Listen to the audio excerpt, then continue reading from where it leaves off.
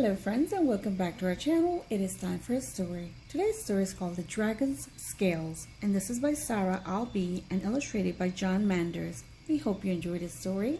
Well, let's sit back, relax and enjoy. Okay, let's get started. Once there was a small town beside a wide river. The town was called Berry Town. Everyone who lived there was crazy about berries. They loved to eat berries. They loved to look at berries. They even loved to smell berries. In the spring, the people of Berry Town went over the bridge, across the river, and to the fields. There they planted all kinds of berries: strawberries, blueberries, blackberries, raspberries, and even huckleberries. In the summer, when the berries were ripe, there was a big parade. Everyone marched through the towns on their way to the berry fields. But one year, when the people of Berry Town reached the bridge, something was wrong. That something was very big, very scaly, and very scary. It was a dragon.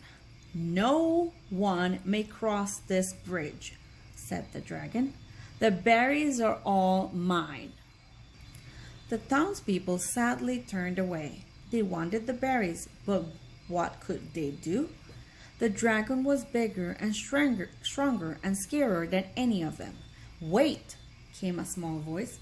It was a little girl named Holly. "I have an idea," Holly said to the dragon. "Let's have a contest. If I win, you have to go away." "Okay," said the dragon.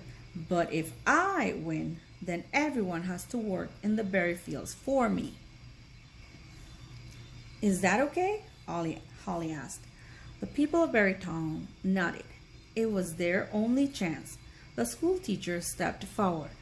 "I see that you have a set of scales," he said to the dragon. "I will ask 3 questions about weights," said the teacher. "Whoever gets 2 out of 3 questions right wins. The dragon's scales will decide who is right." "Okay," said Holly. The dragon was not used to this kind of contest, but he knew that whoever is biggest and strongest and scariest always wins, so he nodded. The dragon gave his scales to the teacher. Then the dragon and Holly stood back to back. They took 1, 2, 3 steps. "Which weighs more?" asked the teacher. "1 apple or 2 peas?" The dragon snorted.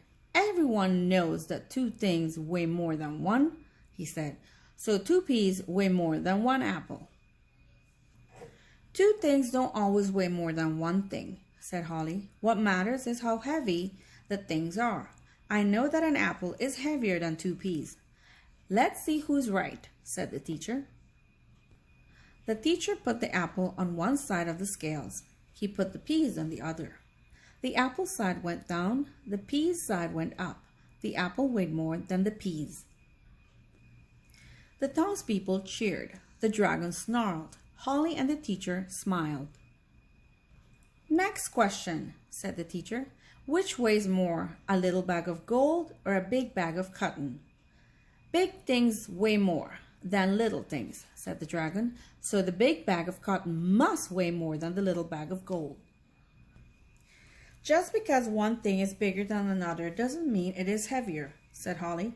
"I know that even a big bag of cotton is lighter than a little bag of gold." "Who is right this time?" said the teacher. The teacher put the bag of gold on one side of the scales. He put the bag of cotton on the other. The gold side went down, the cotton side went up. The gold weighed more than the cotton. "Time for you to pack," said Holly to the dragon. The dragon started to cry. Holly felt sorry for the dragon. "I'll ask you one more question," she said. "If you answer it right, then you can stay, but you have to promise to be nice." The dragon sniffled.